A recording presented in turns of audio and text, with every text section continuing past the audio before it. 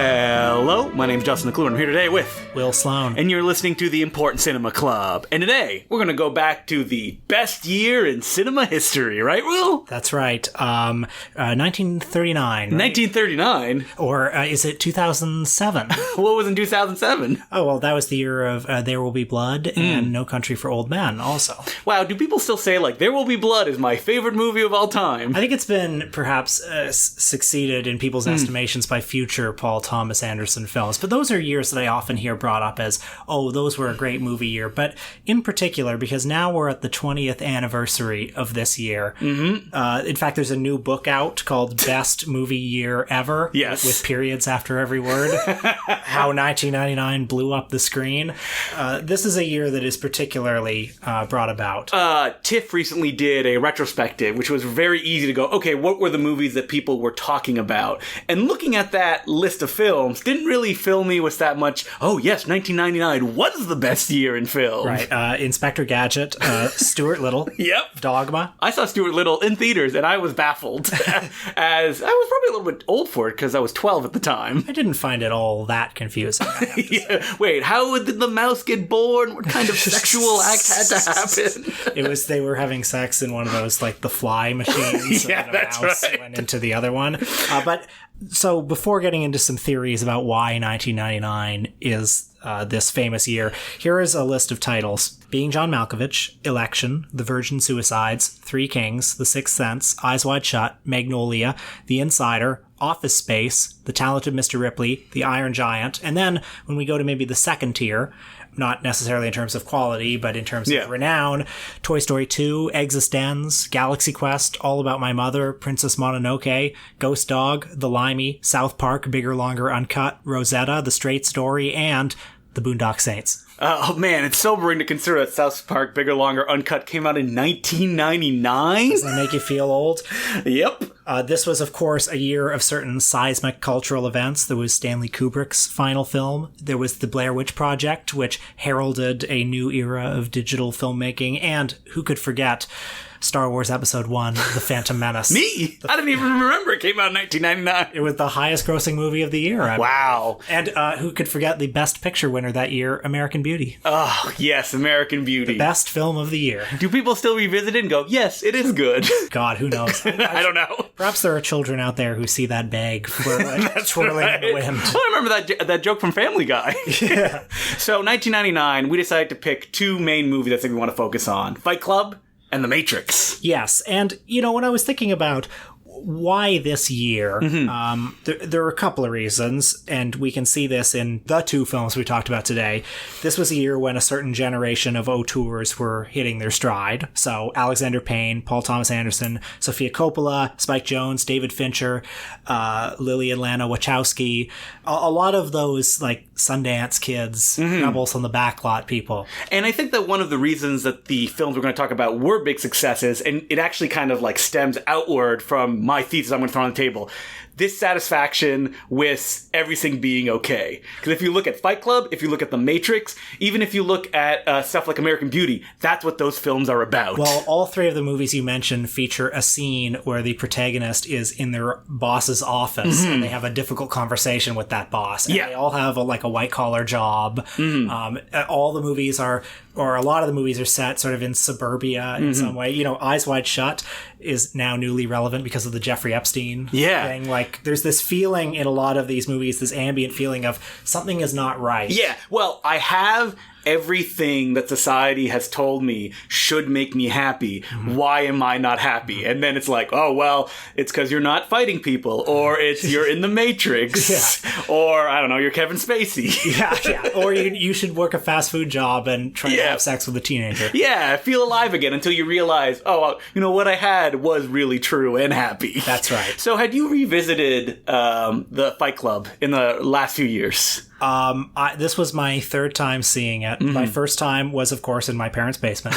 My first time. My second time was in a film studies class. And this was the third time. And so not in the last 10 years. I think that when it came out, I saw it, and I probably reacted the same way that everybody did. Whoa, it's a really cool looking movie. I had no reaction to its message or anything like that, other than the fact that it seemed toxic and bad. I mean, I have another theory of why 1999 has become the year. It's because so many of the film commentators were just the right age that year. You know, like they came of age at that time. And so Fight Club could have been, especially in the years after, because it was more of a video hit, right? Yeah. Well, the thing is that 1999 is, I'm sure people could argue, like, the internet is just coming into its own. So the people that are of age to begin the domination of the internet in many ways continue to dominate it to this day, or feel like they own it. Harry Knowles. Yeah, exactly.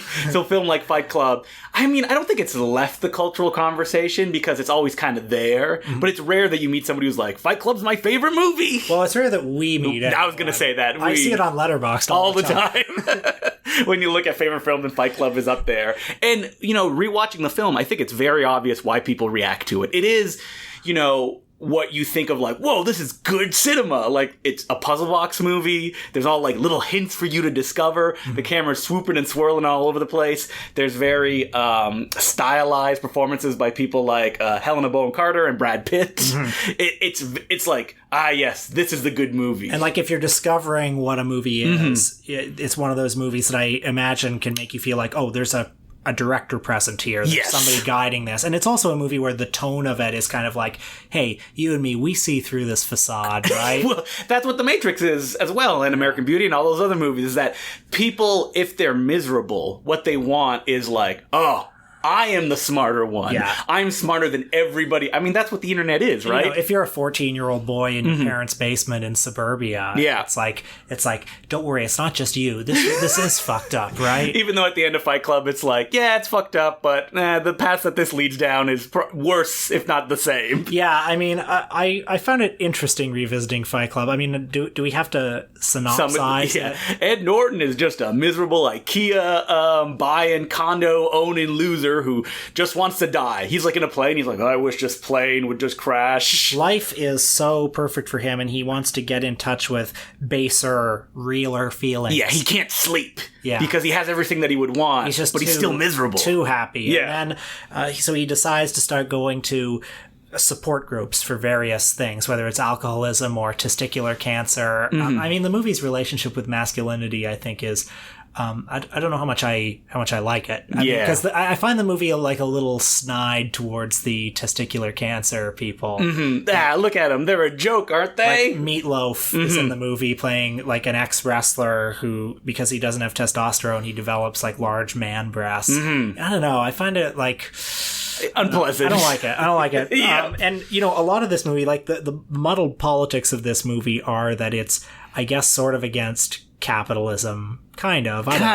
It's like sort of, it's against superficiality and consumerism, and most specifically if you're white, though. Right. Well, there's that one scene where Brad Pitt's talking. It's like, I don't worry about poverty. I worry about celebrity magazines. I mean, that's just one of a million things he says. I mean, everything that Brad Pitt says is usually a reflection of somebody who is, in some ways, comfortable in their life. Yes. And like, if I don't have a struggle to define who I am, then I am nothing. And that's the issue that the film tackled with. And it's like, come on, man! Like, grow up! Yeah, and you know, there was this thing that was popular in the 90s, which I feel like has been almost totally forgotten. There was a book called Iron John by a poet/philosopher called Robert Bly, where his thesis was that domesticity and wealth and everything has neutered men. Yeah, emasculated them. Yeah, emasculated them. That's the word I'm looking for. And what they really need to do is kind of get back to have a men's movement, not a men's rights movement, although perhaps it would turn into proto men's rights movement. Yeah, but they got to go back to the woods and bang drums and why? You know, get in touch with like mythic, but why? Primal. I don't know. No, I'm not asking you specifically. I'm asking the general why. I mean, it sounds stupid to me, but yeah. Oh, we need to have a power structure where we feel in power again, because in this domesticity, we feel like we are not reigning over the other people in our family, which makes us feel weak. And you know, society says we should be strong. Ugh, we can't fight our primal instincts. Yeah, and so just embrace it. And so I'm not quite sure what the movie Fight Club is proposing. It seems to suggest that this atomized, individualized world we're in is very alienating and bad, but also that any sort of collective action or group leads to fascism. So I guess burn it all down, some weird form of anarchy. I don't know. Yeah. And you can understand why watching this movie, a 14-year-old or even somebody who now watching it would be like, yes, Fight Club is good, so let us make an unironic video game based on the movie. I want have people actually started fight clubs? Guaranteed they have. Yes. I don't want to be like one of those guys who's like worried about the impact. Of movies. I mean, the movies are only a reflection of the time that people are living in, right? Like the fact that there's this many movies is because that's how people felt through like just general media and the way like everything, not specifically Fight Club being like, it's like a symptom, not a cause of the actual thing that's going on. And so it's tough for me to be like, Fight Club, what a piece of trash. Because it is still, I think, technically impressive. It's funny, has a fun Brad Pitt performance. Yeah, did you enjoy watching it? I thought it was fine. It's funny that, like, looking at the reviews, it's like, you either hate it or you love it. And I was like, oh, I just enjoyed it. Yeah, I was 3.5 stars. I felt exactly in the middle. Yeah. I don't know. It's certainly entertaining, I guess, and it's a technical tour de force. Yeah. Although, a lot of the things about it that were really impressive to me as a teenager, it's like, I don't know if I've gotten older or all these things have been integrated into so many movies since then. But probably. I remember when David Fincher was making Panic Room, he was like, I'm going to show you camera moves you've never seen before. I remember some of those moves. Yeah, that's right. Zooming into the crack in the wall. And that's the kind of fun that he's having here with that stuff. Even though, I'm sure if you talk to David Fincher like now, maybe he'd feel some trepidation about Fight Club and how he approached it. His movies have certainly become a little, they're still ostentatious, but they're a little lower key than this one is. Yeah, stuff like Zodiac is, or even like, what's the show that's on Netflix right now that he directs a lot of episodes? The true crime one. Yeah. Oh, that shows how much of it. Is it the Nick? No. The Nick is Steven Soderbergh. It's like Manhunter or something like that. Mindhunter. Mindhunter, there you go. Okay. About psychics that are fighting crimes. At least that's what I get from that title. No, it's about true crime it's a remake profilers. of the Rennie Harlan film. Great. With Christian Slater. Mwah. Yes. And yeah, seeing how his style kind of evolved away from like you can do anything is very interesting because it's like a realization of like, oh, if you can do anything, then anything doesn't mean anything unless you ground it in something. Yeah. And I'm not sure quite how his philosophy has evolved since then. This one came not that long after Seven, where he had this, I don't know if nihilistic is the right word. Yeah, it's the right word. Yeah, he was very much like, yeah, you know what, I think it is the right word. I don't know if do you think the philosophy is the same at all in his movies? Yeah, pretty much. Or if there is even a consistent philosophy. Like a Zodiac, a nihilistic film? Pretty much, yeah, because there is no escape from the thing that's happening. Is the girl with the dragon tattoo a nihilistic movie? I don't know. I've never seen the David Fincher version. Why would I? I've seen the original. I think the truth is, like, David Fincher has never really captured my heart or anything. No, me neither. So I'm trying to figure out, like, why is that? And maybe it's just because the ideas in his movies don't grab me. Well, I think that maybe me and you react the same way. Like, I like a lot of Kubrick films. I love a lot of Kubrick films too, but I feel like I don't have the reaction that other people do in the same way that they have with David Fincher as well. Well, I certainly feel that way about Fincher. I do like Kubrick.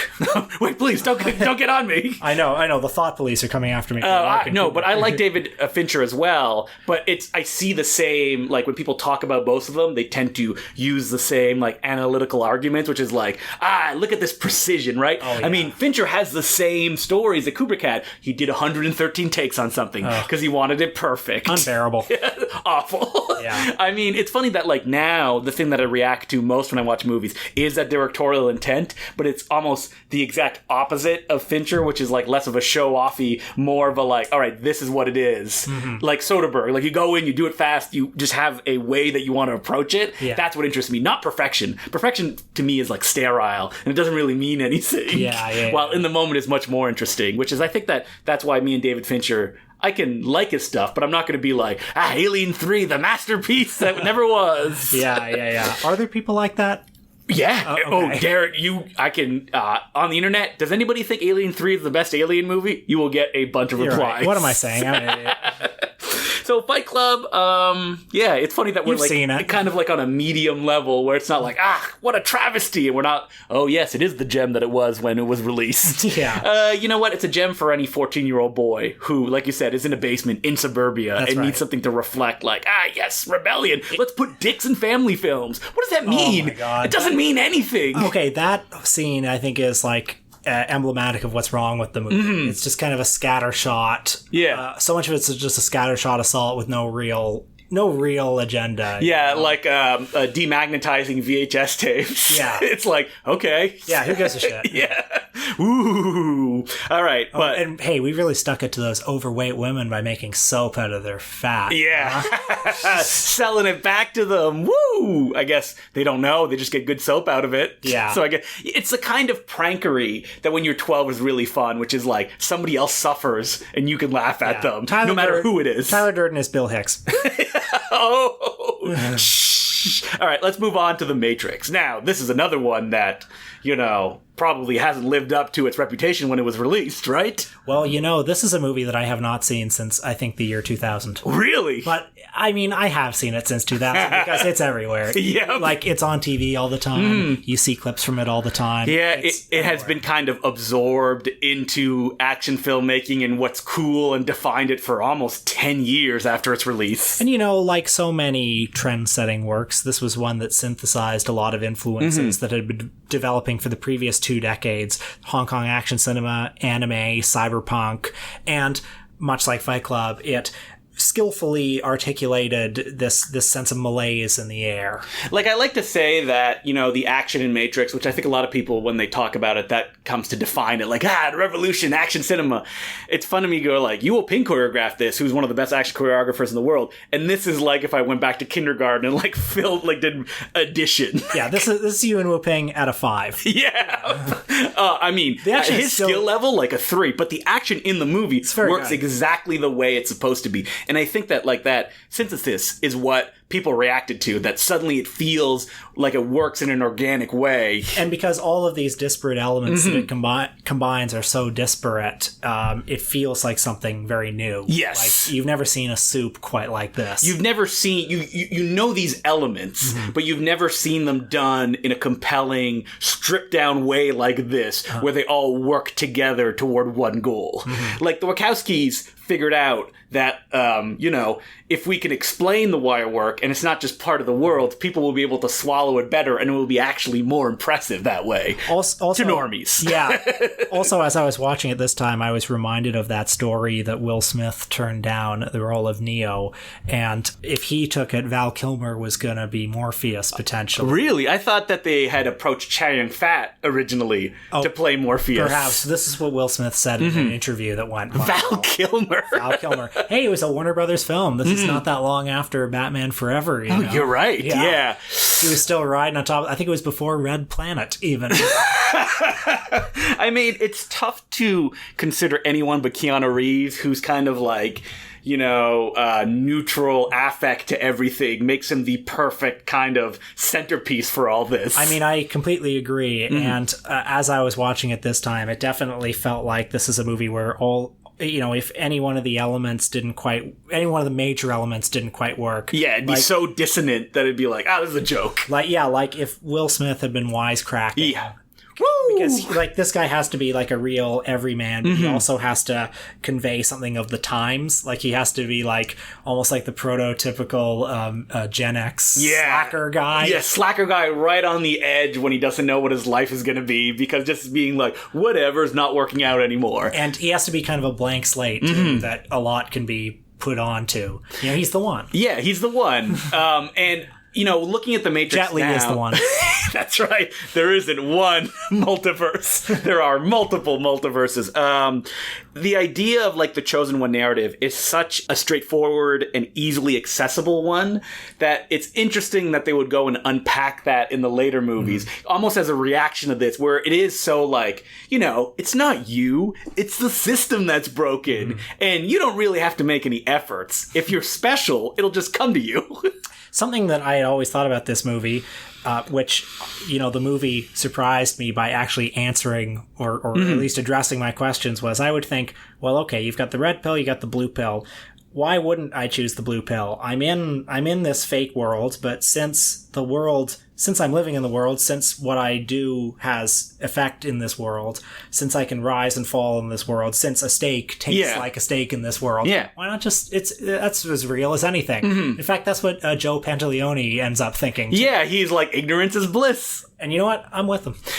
Unless you think the world is capitalism. That's what I mean, is that the interesting thing about this film is that if you apply like the systematic oppression that we live into now, then it makes sense. But the film actually never addresses that, other than the fact that at one point, is it in this one or Reload? I don't remember, but I think it's in this one that Agent Smith goes, we tried to make a world which was perfect and everybody was happy, but you wouldn't accept it.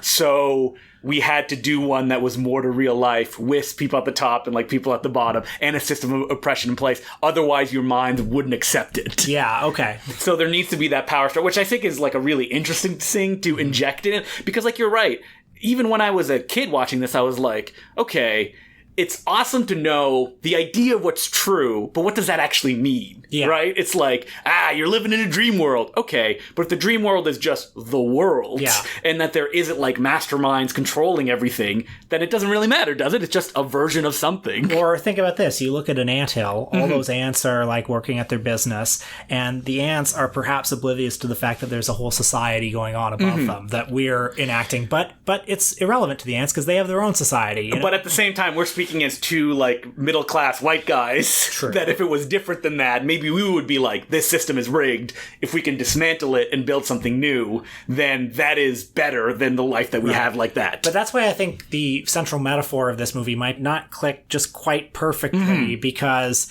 if it was Will Smith, though, it would feel like a different film, right? Yeah, because it wouldn't be a just white middle-class guy working in an office doing cyberpunk stuff on the side. Yeah. It would be someone who maybe his life would be different.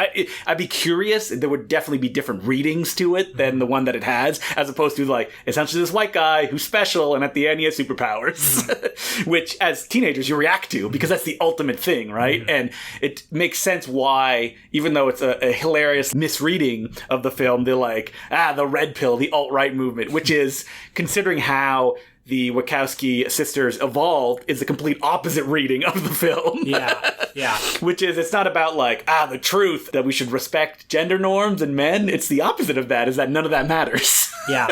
So wait, you're telling me all the time I spent this morning on the alt-right forum because I just watched this movie was wasted. It's kind of hilarious that the red pill, they could have picked any other like straightforward movies. Frankly, this movie is probably, the most rigorous philosophy that a lot of people Whoa, Joker's about to come out, Will. So things are about to change. But I could also, like, as I was watching this movie, I could definitely see how, like, a lot of people who saw it at an impressionable age were really stunned by it. Probably for most people, this was the first time they heard something like Plato's allegory of the cave, right? Yeah. I mean, the film can't dive deeper into those philosophies because it would break its own genre kind of structure, which is what happened with Reloaded and I forget what the third one. Revolutions is that they did try to break that structure. They wanted to do something different, and the result was kind of like leaden in the way that it presented stuff. Everything is accentuated, like the sexuality, the philosophy, the action, which is like mega sized, but together it just doesn't click into place. Even though that it's fascinating to consider that, like, that thing that I just said about, like, the system was broken, that's what they talk about, like, there has to be a chosen one. Because if there's no chosen one, then the system breaks down. That's the lesson that you learn at the end of Reloaded. So that's fascinating stuff to consider. The people that love The Matrix, especially just its, surface style, are like, nah, I don't want to hear about that. Doesn't matter. I just want to know what the truth is. Yeah.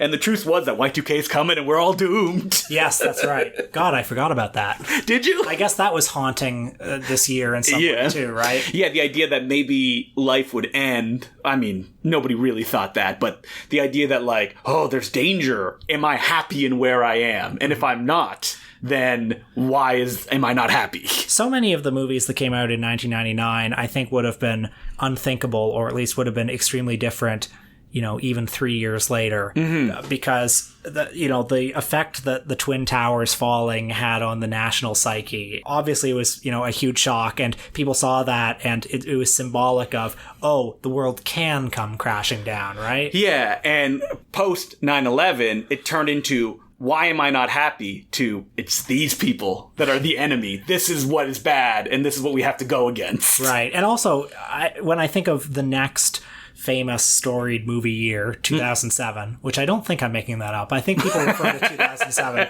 Yeah. But like the general, I think, tone of the movies is, I mean, it's also despairing, but it's despairing in a different kind of way. You know, like No Country for Old Men and There Will Be Blood. I don't know, what else came out that year? Zodiac, Michael Clayton. Well, yeah, because 1999, those movies are all about, like, you know, why am I not happy? And 2007 is, again, I should be happy, but it's a different way. As opposed to an external force, it's an internal force destroying you, like There Will Be Blood, or even Michael Clayton, which is like the system itself is corrupt and is destroying. And it was also like towards the end of the Bush era and late in the Iraq War. I mean, again, armchair psychologist over here. But That's what we're here for. Yeah, but I mean, there was just this feeling of kind of like failure and shame in the air in 2007. Yeah, like there was such a noble goal people believe we had, like in the mid 2000s, and we realized it's just a lie, and we're empty, and we're, you know, essentially dead inside. That's right. So the real year, though, is 2019. Uncut gems, baby. That's right. So 1999, is it the best year in film? Nah, I don't think so. No, and in fact, wait, what year did Versus come out? I think it did come out in 1999. I think Versus came out in 2001 because... Nah, that's the best year then. Yeah, because it's post-Matrix. What am I saying?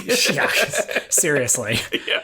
But yeah, I think people always try to talk... Well, people don't always try. Some people talk about 1999 as the best movie year, and I rattled off a list of movies at the beginning of this episode, but I mean, honestly, you can look at any year and rattle off a list of movies. Yeah, of like, these are the 10 best ones. Yeah, it's fake. It doesn't mean that you say, listen, stop making lists, stop saying you like things. The best year, 1914, Chili's Punctured Romance, his trysting place. So I guess at the end of the day, we are taking that nihilistic Fight Club standpoint on things. Yeah. Oh no, actually, it's the opposite. We're more open. Everybody can have their favorite year of film. That's right. Kindness. That is the motto of the Important Cinema Club. You know, the other thing about Fight Club is just a different kind of system. It's just, it's not democratic at all. No. You know? The Fight Club system is bad. You should write that up as an essay and send it somewhere. You're right. I do not approve of Tyler Durden or his club.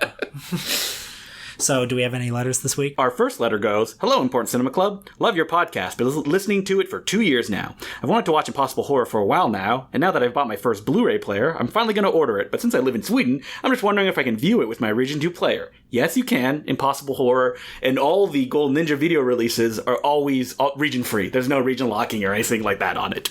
Love listening to your show. I think I found it by Googling Hate Nolan Podcast. I don't think we even hate Nolan. I don't think we hate Nolan either, no. Listening every week and love the journal too. You have opened my eyes to different exciting movies, most notably Hong Kong movies and Matt Farley. That's great to hear, yeah. And since I have your attention, I must propose episode subjects. Anthony Mann. You have mentioned him several times and he has a strong back catalog. And Hans Ekman, a very interesting Swedish filmmaker who is rather unknown outside of and inside of Sweden. I've never heard of Hans Ekman. I'll have to check that out. And Anthony Mann, we've said we're big fans of him. So. Oh, yeah. I mean, I'm a big fan of Winchester 73 in particular. Good director. Yeah, he did a lot of crime films as well that I love, like what's the one that I always get? Raw Deal. I'm like, it's the one with that Arnold Schwarzenegger has a movie that has the same title. Man of the West. Yeah, I definitely have some big Anthony Mann holes in my viewing, though. So I would eventually, I'm sure. And he's one of those fascinating, like, emigre directors, which is like, he brought something completely different to his style of filmmaking. And while he was a journeyman who would do basically anything, I believe he even worked kind of like in Poverty Row-ish or lower budget Eagle Lion productions a few times. I believe his noirs were produced that way. Hey, where's our Eagle Lion episode? Yeah, really. But then he's one of those directors that we haven't really talked about that ended doing these like mega blockbusters that essentially killed any of the creativity, and he just kind of these turgid 3-hour epics. Ugh. All right, well, thank you very much for the letter, Alexander, and we have another one here. It goes, Hey, Will and Justin, just wanted to write to accommodate my first custom pledge. Great to be part of it. Well, thank you for pledging. I really like your podcast. When I deleted my podcast app a few days ago, you were the first to be re-downloaded. Well, thank you. Before my letter finishes, wow, what a roller coaster already, the end. I also wanted to shout out Alex Griffith for introducing me to the show. He lent me your journal, and I hope there can be a volume 2 of this in the future. Lent the journal? Yeah, what is it? Oh, no. We're kidding. Yeah, pass it around if you own it. At least one person has to own it. Yeah, but then once you become rich, buy 500 copies. 500 copies, yeah. That's the pledge you make when you buy the Important Cinema Club journal. I would have never seen the amazing Over the Garden Wall without it. It took me a moment to be like, huh? Oh, I wrote a DVD review in the Important Cinema Club journal, and that's right. why. Which is a great cartoon that takes place place during the fall and it's Halloween theme. So if you want to get into the spirit around October, give it a watch. Kudos, love the voices. Peter Bogdanovich is my fave. You haven't done like an imitation of anyone in a long time, have you? It feels like we're so serious. They don't do imitations as well as they used to in the studio era.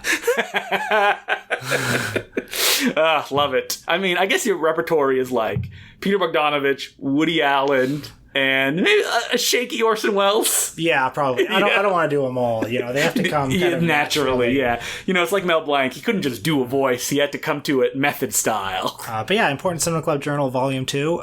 Maybe it's on the horizon. Yeah, who knows? Possibly, yeah. We've really appreciated everybody that's bought a copy. If you have and you like it, go on Amazon and review it. Yeah, because, I mean, listen, anybody who is forced to buy stuff on Amazon, they probably look at the reviews, and if there's nothing, they're like, nah, I feel a little bit... Suddenly they're curly.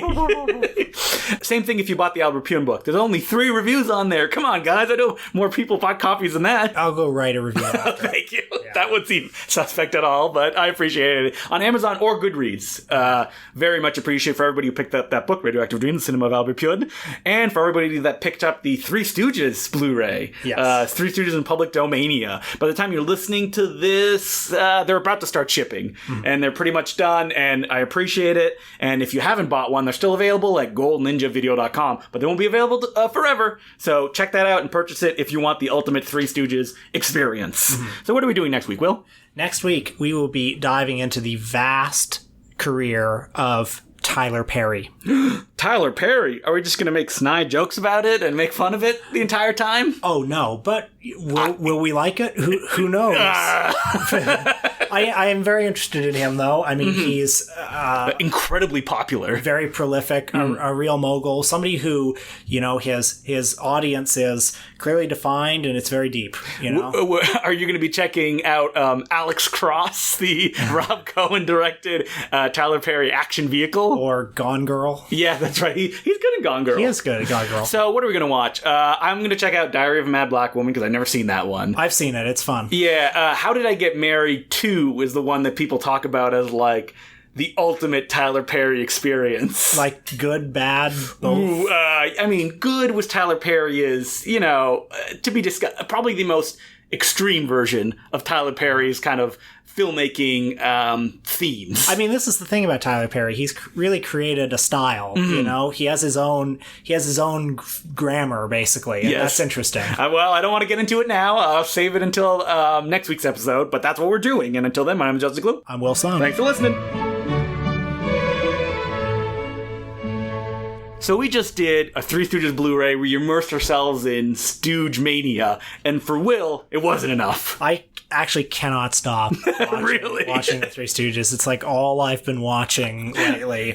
So when you like got home and you reached for like the Three Stooges disc, what were you specifically looking for? Because it wasn't just Stooges that you wanted. You wanted something special. What I have been enjoying are kind of the mid to late Shemp era, like, because they're all gotten kind of old, and by that point, all the artistry is gone. Like, when you watch the Curly shorts, there's much more going on. Yeah. Like, they're very energetic. There are lots of great sight gags and visual gags. And then by the time you get to, I want to say, 1952, 1953, the Stooges aren't quite as energetic as they used to be, and the violence is more intense than it's ever been before. It's also packed with stock footage, isn't it? Well, so that's kind of where I get off. Like, okay. I've watched a few of those. You get off? Not that guy. I got off the trolley, I mean. Yeah. Or I get off on the trolley. That's right. So complicated. So you go up to right up to the edge of when it like really gets, you know, dire. Yeah, because I don't know, the whole mise en scène has become very stripped down too. It's like a lot of hallways, a lot of nondescript offices. You got these 3 guys who are, you know, aging rapidly. They don't have the same kind of energy, and they're just hurting each other. hurting. Yeah. You know. And you get joy from that? The pain of others, especially if they're elderly? Yes, I do. Is that like what do you enjoy about like you want this? What do you get from it? I kind of like the artlessness of it. Okay. You know, it's like it's pornographic almost. It's like it's very pure. It's just a straight up cinema of cruelty. Yeah, and that's what, because like you love the Curly era. Oh yeah, I mean the Curly era is better. I mean, don't get me wrong. But this is like a different flavor. This is the like Stooges Mondo movies, if you will. Yeah. That's what you love about it. I mean, if you were really, but you're not quite sadomasochistic, because then you'd be like, let me watch all of the color Stooges from the cartoons era. I mean, I have seen all of them. I know, but you're not reaching for it like, I want to be entertained, which is available in its entirety on the Three Stooges Golden Ninja video disc. Oh, man, brutal. And I should point out, too, that since we recorded the last episode, I edited together the documentary, and there's a lot of Joe Besser edited in there, so...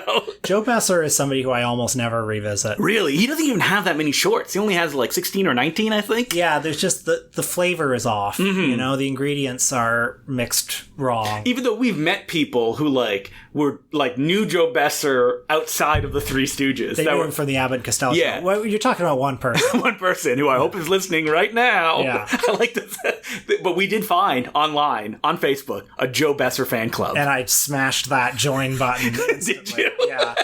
Yeah. Oh, man. Before I forget, I have to say that a milestone has happened in my life, which is that I am included on an audio commentary track released by Vinegar Syndrome. Oh, goodness. I mean, all those years of campaigning, finally. No, it had nothing to do with it. It's me and my pal Peter Kaplowski host a commentary with the screenwriter of Unmasked Part 25. The it's like a Friday the 13th satire. It's actually not as goofy as you think it is, but it actually plays more as almost like a kitchen sink British kind of like slasher with actually really fun murders and funny comedic stuff as well. Yeah, like the premise of the movie is what if Jason fell in love? That's right. You played it at the Laser Blast Film Society maybe 4 years ago. That's the only reason I'm on this commentary track. It has nothing to do with this podcast or any of the work I've done since then. It's my pal Peter found the screenwriter who he knew had submitted a short to something he was programming. We brought him to do a Q&A at that screening where we learned that was the first time ever he had watched the film with an audience. That had never happened before then. It was quite a touching moment. He seemed very happy about it.